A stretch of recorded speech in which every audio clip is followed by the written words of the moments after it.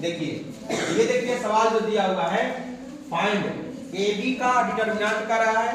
If A equal to दिया हुआ है तो मैट्रिक्स और बी इक्वल टू दिया हुआ है मैट्रिक्स।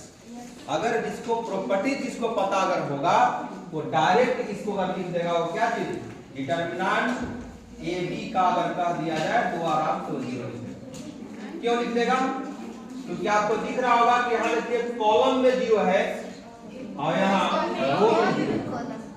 तो ये प्रॉपर्टी ये है कि आप इसको ए बी जैसे निकालिएगा ना, गुना कीजिएगा ए गुने बी जैसे कीजिएगा तो ये जीरो मैट्रिक्स आएगा। जीरो मैट्रिक्स मतलब नल मैट्रिक्स, पता है क्या है ना? तो इस तरह से कंडीशन आता है। और अगर इसको गुना कीजिएगा आप तो देखिएगा जीरो भी कैसे आता है, ऐसे दिखाते हैं आप।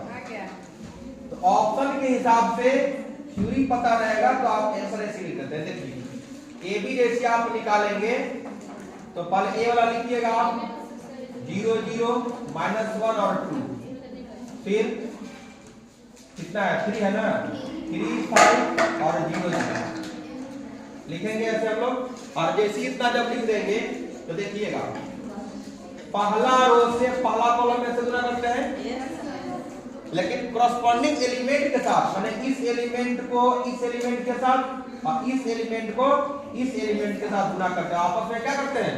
जोड़ते हैं। तो 0 गुने 3 0 -1 गुने 0 0 जोड़िएगा तो 0 आएगा। इसी से इसमें भी काम करते हैं, इससे इसमें भी काम करते हैं। फिर यहाँ से गुना करेंगे हम लोग इसको में 0 हो जाएगा। और फिर इससे हम लोग काम करेंगे, ओ इस पहला रो से हो गया, सेकेंड रो से भी अब यही ला के फिर 0 आ जाएगा तब।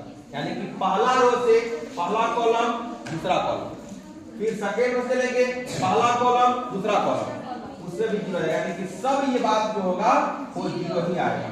और जब 0 जब आ जाएगा तो ये एक तरह से आपका नल मैट्रिक्स हो गया। और नल मैट्रिक्स का अगर डिटरमिनेंट आप अगर निकालेंगे तो क्या आ जाएगा?